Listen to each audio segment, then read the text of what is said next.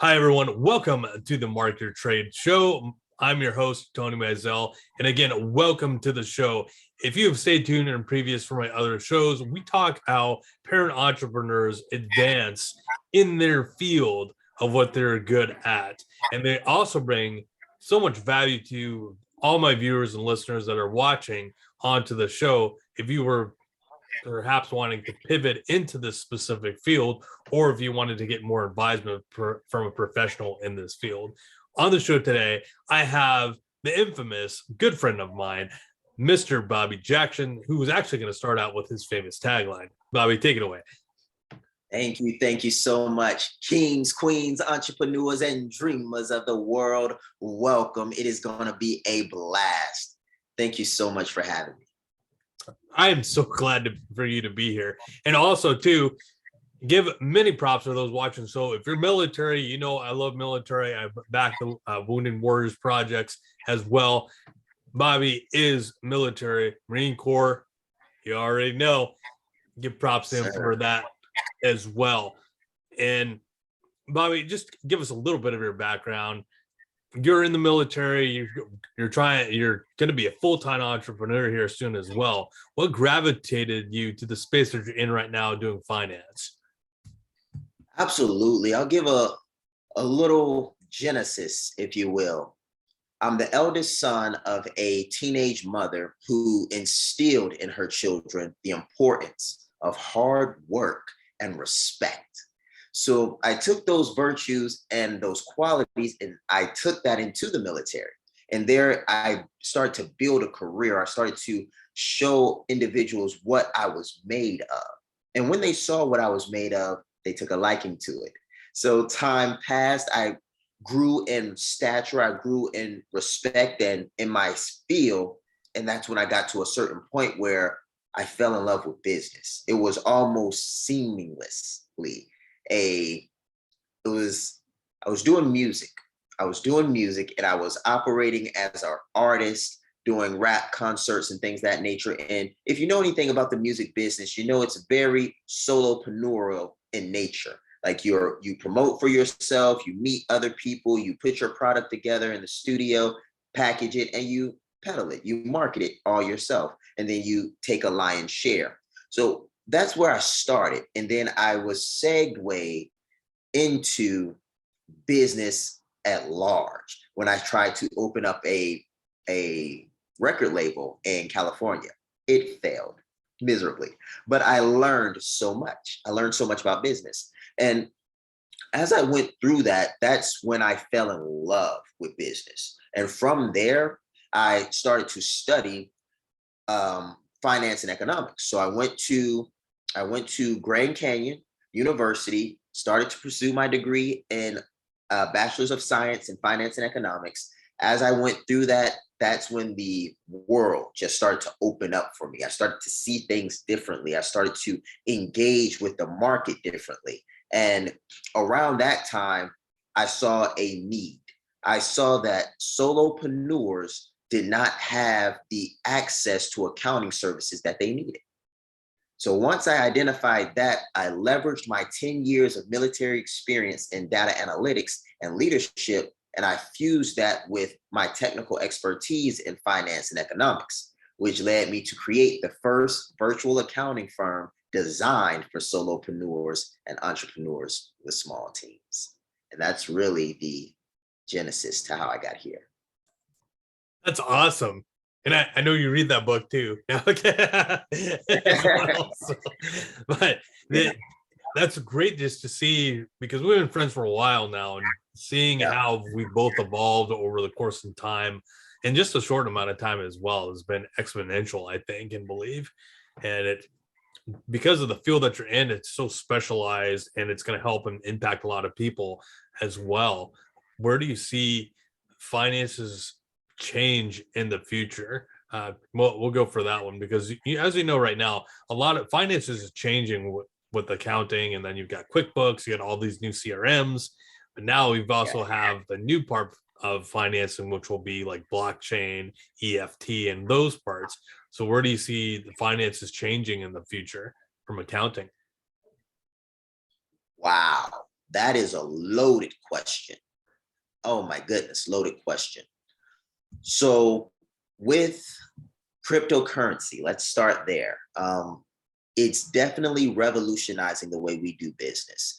And when we think about digitization, we also have to think about third parties and intermediaries. So you're thinking about your banks, you're thinking about your brokerages, and all of these different things. Those people are likely to start disappearing because their role in the financial economy, so to speak, is to regulate things and to make sure that things that are being done fairly, honestly, and with right the right expertise. So with blockchain, we can see accountants going away because if we set certain things up, now granted, an accountant is not going to go away entirely because we have accounting analysts, but in the grand scheme of things, just for this example, when we think about an accountant going through and verifying books, that's something that blockchain can do now because the technology that powers it is DLT, which is your digital technological ledger, I believe, or a digital ledger technology. And check my acronym on that one. But ideally, what it does is it's the thing that powers the blockchain and allows it to talk to each other. So where is all of that leading us in the future with accounting and finance? It's leading us to a world where people don't need third parties in order to brokerage deals of large sums of money or small sums of money. And the smaller that gap becomes between banks and big government and loan offices and things of that nature, the easier it is to do business. And the easier it becomes to do business, the less competitive it will be. The barriers of entry will begin to lower. And as barriers of entry to business lower, competition increases. And as competition increases, generally, we will see a drop in prices due to the competition for market share. So there's quite a few things that are going to be taking place with this transition to a more digitized financial structure and less bureaucracy. Did I answer that question? Absolutely, brother. Absolutely. That's good. I like that response. Those are in the evidence. If you're going to be if you're watching this live, definitely comment below live. If you're getting tons of value of this, hashtag value. Show some love to Bobby that you're actually paying attention to this because he's dropping some big bombs up in there, especially if you're trying to figure out where you're going to be going in finance. Now, one of the main premises of the show as well, and I'd love you to share because we always shared so much wealth of information, is can you tell me about 3 of the things that you would suggest for parents to get their finances in check? Because you being a parent, when you first started out is different to now because you had zero idea. So if there's someone that's starting out as a parent, kind of maybe struggling with finances, what could you tell them to help maybe start getting their finances in check now? Great question. First thing that I would recommend to all families that are growing or are already established, if you're not on a percentage-based budget, get there. And a percentage-based budget works like this. You want to account for all the money that you have for 100%. So if you made $100, then you have $100 in your pie chart. Then you want to segment that off percentage-wise. So 10% of 100 is $10. 20% of 100 is $20. What I've seen a lot of times in the financial area when it comes to families and personal finance is that they budget for bills, but they don't budget for their income. They don't budget for how much money they're actually earning. So they find themselves spending more than they have and living above their means because they don't know how much they actually are earning.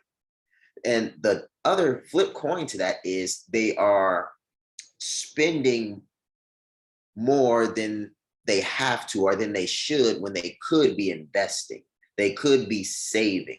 And what helps tremendously is having a percentage-based budget, because what that does is it allows you to see your finances as a 100% whole, and then slice and dice that whole into small percentages, and then allocate those resources to the most effective and beneficial area. And when you do that, it makes life so much easier when you're trying to grow and develop. All right, so that's number one. Number two, if you don't have an IRA, get one. Get yourself an IRA. These are like retirement accounts. And you might have a 401k with your organization, or various ways of retiring, which is fine. But the benefits of an IRA, Roth IRA, ideally is what you're going to be using if you're earning less than $200,000.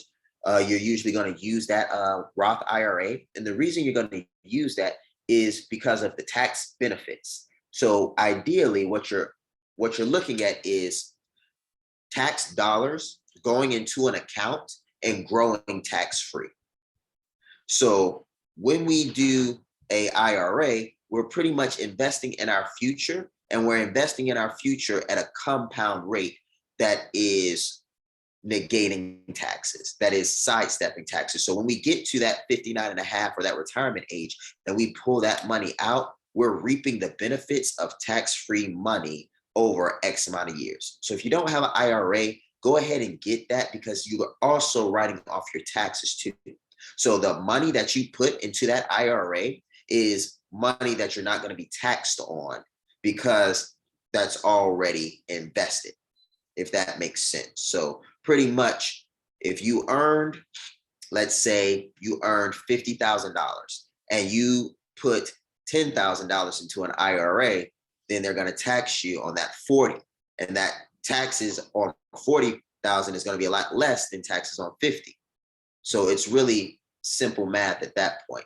And that's something that you definitely want to do if you have a family, because those operate as heirlooms, so to speak, meaning you can pass it down just like any other asset. You can pass it down like a house. So let's say you die and you don't use the money in that retirement account, but you use it as an asset to pass down, then they can continue to grow that money tax-free as they put money into it. So make sure you get one of those. Then lastly, set economic goals, guys, and set them in 5-year increments. The reason we set economic goals in 5-year increments is because it allows you to see far enough to be challenging, to challenge yourself, but it also lets you not think so far ahead that you're not able to focus on the problem at hand. So the way I like to do it is 1-year economic goals, 5-year economic goals, and then 5-year increments from there. And what that does, again, is it allows you to see what you're trying to do this year, and it sets you a goal 5 years down the road that allows you to work backwards so that you know what you have to do in order to get up to there. I love those responses, brother. I love those responses. So how, taking the course of going through this process, what's one of the most impactful things that affects you personally as a parent entrepreneur in your personal life, gaining control of your finances? Freedom. The freedom to invest when and how I see fit. Because when you're dealing with investments and savings and all the different things that are required to grow your net worth, you want to have leverage. And learning these things, establishing my family in a way that allows me to maximize the knowledge that I have of finance has given me a freedom that allows me to invest, to purchase homes, rental properties, land, along with financing a business through owner contributions, meaning I can take a lump sum out of my investment account or out of a particular account that I have stored up, and then put that into my business account and use that as operating capital. And then once I've recouped that money, got a return on the investment, I can pay myself back versus paying back a bank or paying back someone else that's had to loan me the money. So really grabbing a hold of these fundamentals and concepts and principles has given me a freedom that I could not see myself giving back for any reasons. You hear that, ladies and gentlemen of the audience? You hear that? Money is a mindset. That's what you're saying in between the lines. For those of you in the audience that didn't get that, that's a mindset. So those of you that are out there right now that might be hustling, doing a side hustle, getting your groove on, get your money the smart way in your mind first, right? So love that, Bobby. Love that. And can you tell us, as a parent, what's one of your most accomplished moments just as a parent? Wow. It happens regularly. It really does. But I love negotiating with my kids. I love negotiating with my kids because I watch them internalize and conceptualize the importance of value and worth. And as they understand these things, they'll be like, Dad, can I go do this? And I'll say, you have to give me this in exchange for that. And at first they give it and they give it and they give it. And as they're growing, I ask for the same quantity, but they understand what it's worth now. They say, no, that my time is worth more than this, or this gift or this food, this snack that I want to eat is worth more than what you're requiring of me. And that is triggering something beautiful that I love to see. It's very fulfilling for me because I understand that my kids know the difference between worthlessness and worth, value and invaluable. Some things you just ought not trade for anything. And they're getting to the point where they want desperately to do something. But if I ask for something that they are not willing to give up, they're able to say no. And that's what they're going to need as adults, is a capacity to turn down those things that look too good to be true, because oftentimes they're not true. And they're going to need that fortitude to turn down a offer that jeopardizes or compromises their core values. And watching them negotiate and see within themselves what they're willing to give and what they're not willing to give, and dealing and wheeling and negotiating, oh, I get a kick out of it. That sounds like your dad training day there all the time. That's awesome. I do the same thing, which I love that, because you and I have very similar views in a lot of aspects. So that's why I teach, like, my middle child, I always teach him, or all the kids. Orion, he's not young enough to know, it's like, this game of life we're playing is chess. This is not checkers. You don't jump from here to here to here and boom, I'm king. No, this is a strategic type of game we're playing here. So for the other ones, when you first went into business, well, we'll rewind. Man, we know each other a while now. Just looking at it, I was like, know each other a while. So going back when you first started business, because I do talk about this in every one of my shows, what would you have liked to know that you could offer, looking back hindsight, to a person that's getting ready to start their business, going into finance? What would you have liked to know then compared to now? Yeah, you're on mute there, buddy. The importance of finance. Thank you. That's what I would have wanted to know, is that in order to make money, you must invest money. So often we hear it takes money to make money, but that's not necessarily true until you put it in the proper context. When you're in business, the whole goal, what I wish I would have known, was to get back more money than you spend. For me, it was to get as much money as humanly possible, to get as much out of someone or a group of things that I could possibly get while giving the least possible. But that is no model for success. I realized that model there is a recipe for disaster, and you shouldn't do that. So what you should do instead, that I've learned, is that you want to make sure that you are investing your resources. And when you invest your resources, invest them wisely. Because if you invest wisely and you have a plan, this is one thing. Now, this right here is $1 million thing. If you're watching this, write it down. Write this piece down. Have a plan for how to double your money before you spend a dollar. That is one of the biggest mistakes I see entrepreneurs make, is they don't have a plan to recoup the money that they're spending. And if that is your mindset or your position, you're going to find yourself pouring money down the drain and not seeing a return, because there's no plan in place to double it. And money has a funny way of leaking out if it's not directed deliberately and intentionally.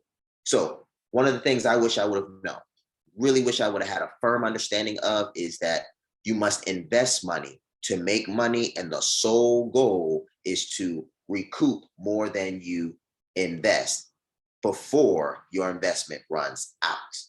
And it's really a game of accounting. So don't sleep on accountants. Don't sleep on your bookkeeper. Enlist them, put them to work, and they're oftentimes not very expensive.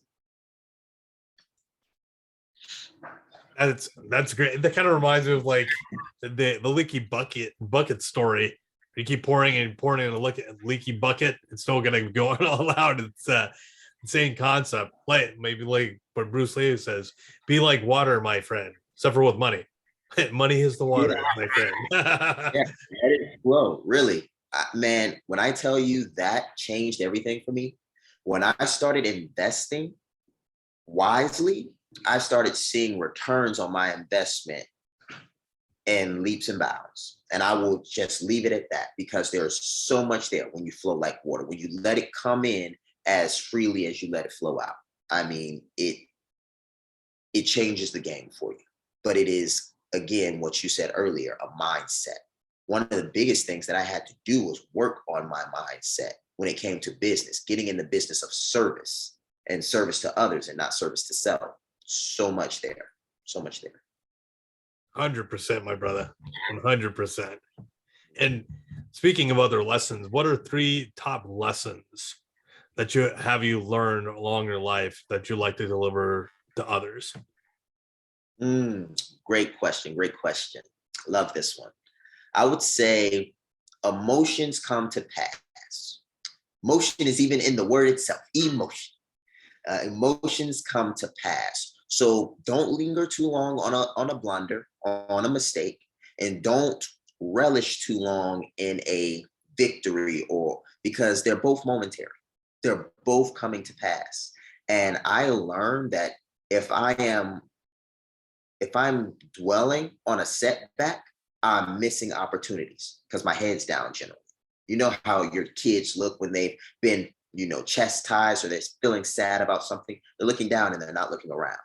That I have found in business is the same. And if I relish too long, then I'm looking up. And if I'm looking up, then again, I'm not looking around. So I could be stepping in something that I'm going to have to clean off later. And so what I found extremely beneficial is to enjoy the moment, in the moment, and let it pass. Because staying in one emotional state too long can be counterproductive, even though it was, a tough loss or a great win. So that's number one. That has helped me out tremendously with flowing through life, because business is full of ups and downs. Being able to take them both with a grain of salt, not relishing in either or for too long, has helped me out tremendously. Number two, I would say, when you're in the office, be in the office. When you're at home, when you're with your family, when you're on vacation, be with your family, be on vacation, relax. I got this one from Jim Rohn. A lot of people know him, a lot of people love him. I love this, and it stuck with me. He talked about how if you spend time with your family and you're thinking about work, it's hard to, again, go back to rule number one, it's hard to enjoy the moment. It's hard to relish the moment because you're preoccupied in your mind, and it devalues that experience. And that's all life is. It's a series of experiences that we're aiming to relish to the fullest. So I've learned that when I'm in the office, be in the office, work and work hard, and don't let people or things infringe on that sacred time.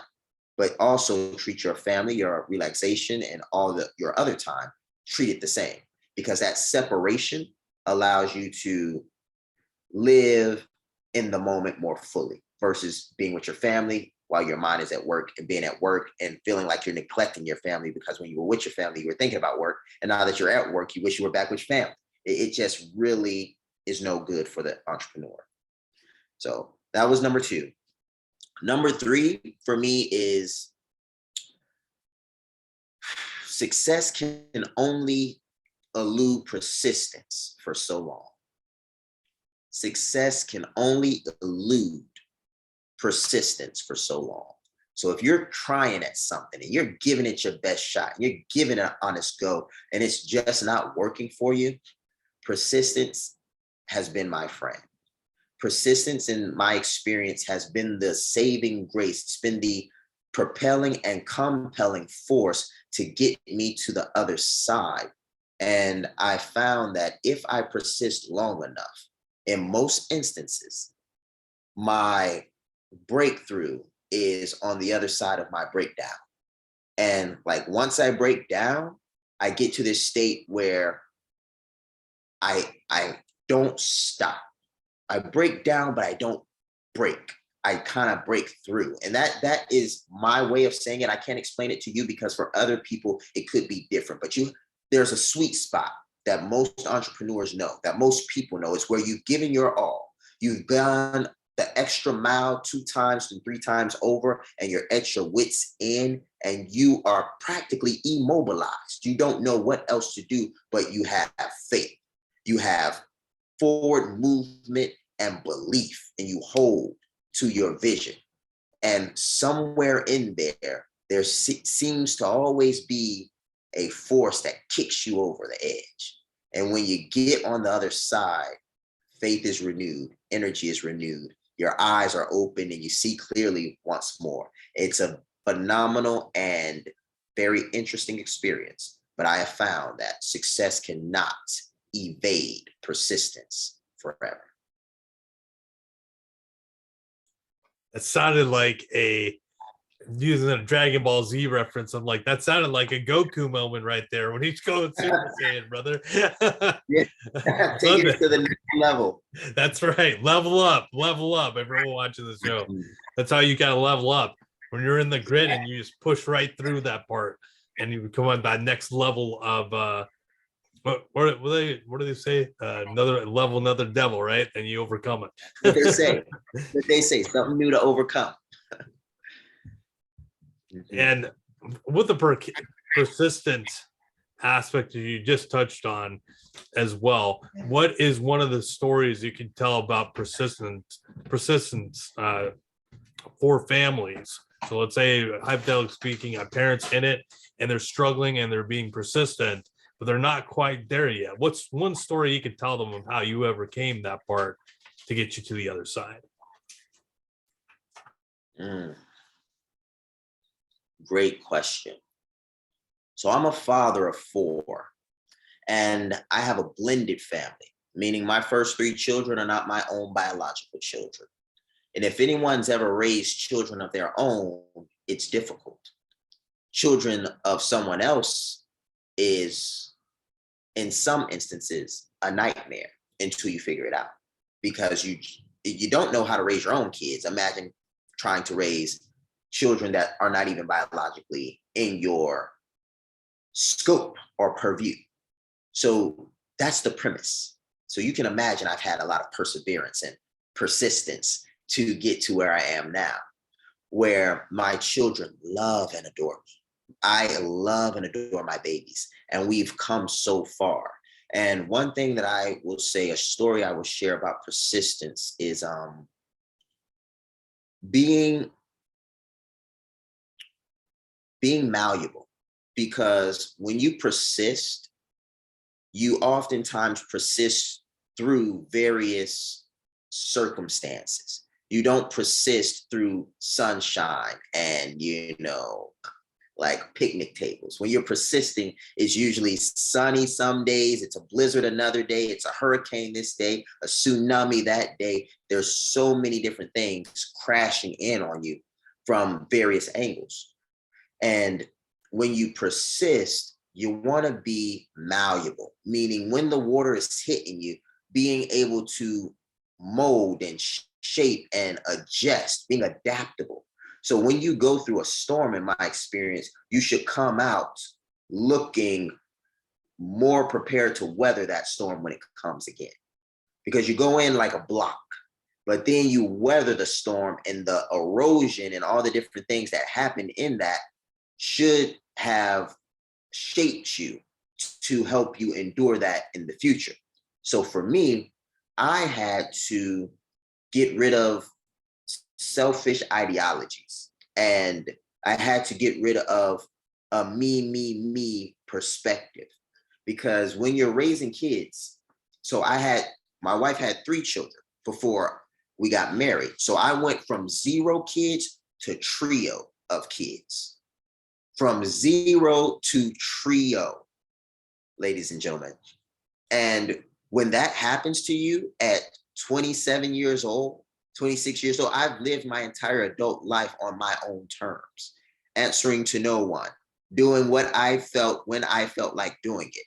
And now I have this lady and these children telling me they need time, this and that, and this and that. So one of the things that I learned through persistence and through this particular story of mine is, as you persist, grow. There's no point in persisting and staying the same. There's no point in going through one storm, realizing the storm beats you down, and refusing to change so that you can better weather that storm in the future. I refused to change for about 1.5 years. I got tired of getting beat up. I got tired of being stumped and stabbed and slammed on and beat up. I got tired of it. And this wasn't them necessarily doing it to me, but a little bit of both. It's me and my emotions beating me up, and my own ego beating me up, and then disappointment beating me up, all because I'm not pressing through this the way I want to. So when I started to change, things started to change. Funny how that works, right? When I started to change, when I said, you know what, I'm going to persist. I'm not leaving my wife. I'm not abandoning these kids. I'm not turning around. So if I'm not turning around, if I'm going to persist, how can I make the most of my persistence? By changing, by learning, by improving, evolving. So my advice to anyone in a family setting that is seeking to persist and they feel like they're at their wits' end, find out if there's something you can change. Find out if there's something you can improve. Because when you add improvement to persistence, you get transformation. And that's what we're all really looking for. Let our powers combine. There it is. Really. That's great. I never actually heard that. I remember we've talked briefly on that part, but to hear that essence of it, that is awesome. 0 to trio. 0 to trio. It was an amazing experience, man. Like no kids at all to having 3 all at once. Crazy. That's great, man. I feel and relate to you on that. Now, if people want to connect with you, let's say they want to know more about your stories, they want to know more about your accounting firm, they want to know just more about Bobby, where can they connect to you at? Oh, absolutely. Thank you for asking. So you all can find me on my website at penstruck.org. You can also get a hold of me via email, penstruckbusiness@gmail.com. Our customer service line, if you want to get in touch directly with the firm, you can go ahead and call 352-292-1228. You can tell I had to practice to remember that one because we have our phones all the time, right? Everywhere we go. And then on Facebook, you can simply Google Penstruck Business, and I am the first that pops up. It'll take you directly to my Facebook business page where you can find me there. I would be thrilled to see you all in the future. And in the meantime and between time, grow your families and stay strong in all those various places and spaces. Love it, Bobby. Those are watching currently right now on the show. If you're watching it again, if this brought you so much value, go comment below. Let us know how this brought value to you. If this brought value to your wallets for your finance part, definitely comment below. Finances, someone for the team will definitely be out with you as well to be in touch with you. Again, everyone watching the show, so glad that you're here. Bobby, again, thank you for being on here, my brother. And also, everyone that's still on the show, you know what it is at this point in the time. Everyone keep moving up with your intentions out. My name's Tony Mizell with Market Trade Show. Everyone stay tuned and stay blessed.